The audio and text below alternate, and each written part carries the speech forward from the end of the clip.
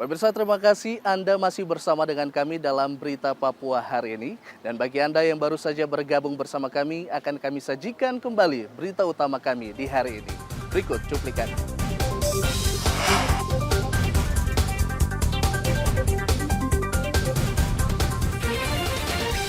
Korban penembakan KKB Puncak Jaya diterbangkan ke kampung halaman. 450 tentara penjaga perbatasan tiba di Merauke menjaga 21 pos perbatasan yang terbentang di antara perbatasan Indonesia, Papua New Guinea. Puluhan jurnalis berunjuk rasa desak pelaku teror bom di kantor redaksi media online segera ditangkap.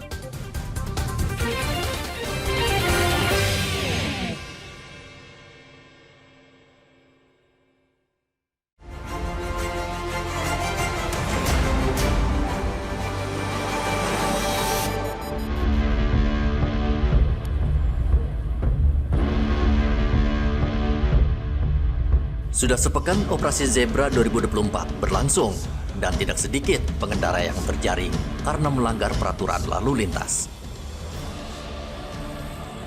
Operasi Zebra ini juga membuat banyak pengendara panik dan ketakutan.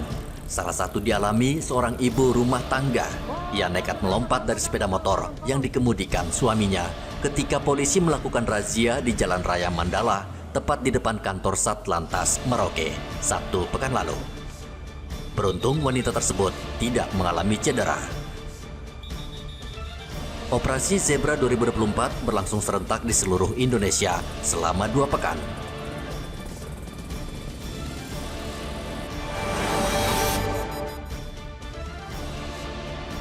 Satgas Operasi Damai Kartens menangkap buronan anggota kelompok kriminal bersenjata wilayah Kabupaten Puncak, Mairon Tabuni alias Solikin, di Bandara Aminggaru, Distrik Ilaga, Kabupaten Puncak. Mairon Tabuni ditangkap aparat gabungan TNI dan Polri saat dirinya baru saja mendarat dari Mimika. Usai ditangkap, Mairon Tabuni langsung dibawa ke posko Operasi Damai Kartens Mimika.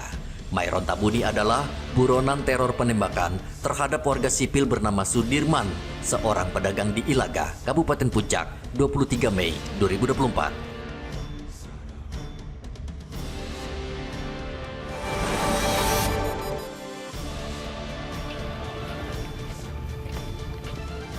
Marinir Yonmar Harlan 10 Jayapura menggagalkan penyelundupan ganja seberat 300 gram di Pelabuhan Laut Jayapura.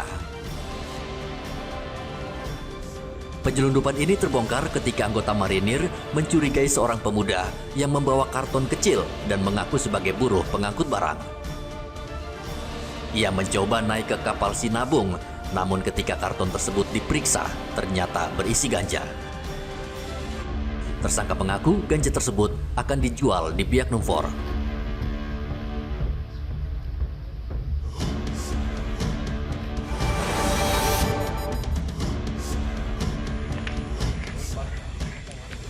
Kejaksaan Tinggi Papua menyita uang tunai senilai 3 miliar rupiah yang diduga merupakan barang bukti hasil korupsi penyelenggaraan Pekan Olahraga Nasional ke-20 di Papua tahun 2021. Uang tersebut disita dari salah satu vendor yang bekerja sama dengan Bidang 2 Pemasaran Subbidang Penerimaan PON ke-20 Papua. Uang sebesar 3 miliar rupiah tersebut adalah kelebihan pembayaran kerja ke vendor. Seharusnya uang yang diterima vendor 19 miliar rupiah, namun yang dikirim ke rekening vendor 24 miliar rupiah. Dalam kasus ini, Kejaksaan Tinggi Papua telah menetapkan 4 orang sebagai tersangka penyalahgunaan dana PON ke-20 dan saat ini mereka mendekam di Lapas Abepura.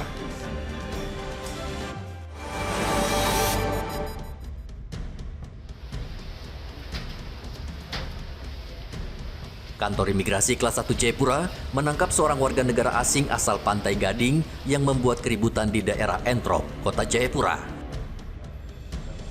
Pelaku yang bernama Koame Dongo saat ini tengah menjalani pemeriksaan kesehatan dan rencananya akan segera dideportasi ke negaranya.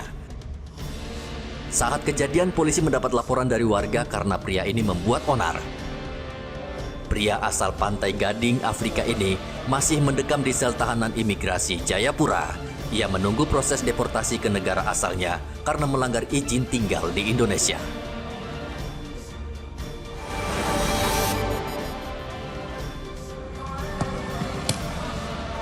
Banyak anak-anak di Mimika, Papua Tengah menggemari permainan tradisional meriam dengan bahan bakar spiritus. Suara ledakan yang keras bagi anak-anak ini seolah mirip suara meriam. Namun meriam spiritus ini juga banyak menelan korban karena berbahaya, karena pengguna maupun orang lain bisa terluka. Selain itu, suara ledakannya juga bisa merusak gendang telinga.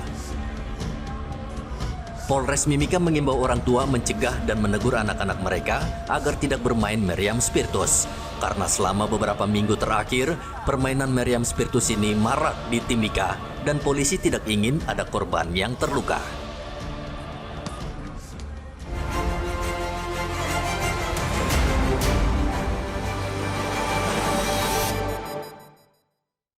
Pemirsa, informasi tadi mengakhiri jumpa kita dalam Berita Papua hari ini. Saya Heri Orun, mewakili seluruh kerabat kerja yang bertugas, mengucapkan terima kasih untuk kebersamaan Anda. Selamat pagi, selamat beraktivitas, dan Wanyambi.